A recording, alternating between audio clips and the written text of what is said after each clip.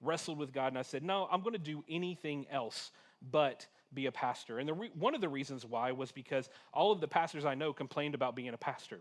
They always said it was all too hard and all this stuff. And I was just like, that doesn't sound good. But also, with our pastors, what we do is we tend to lift them up and elevate them to the status of being holier than everybody else, right? And I was like, no, I just want to be a regular dude who loves Jesus. I don't want to be a holy roller. I don't want to do all this extra stuff. I don't want to be elevated. I don't want to be a super Christian. I want to be just a regular guy who gets to live his life and do whatever he wants to do, whatever. But, I mean, I was 16 years old, so yeah, whatever I wanted to do. And then ask for forgiveness later.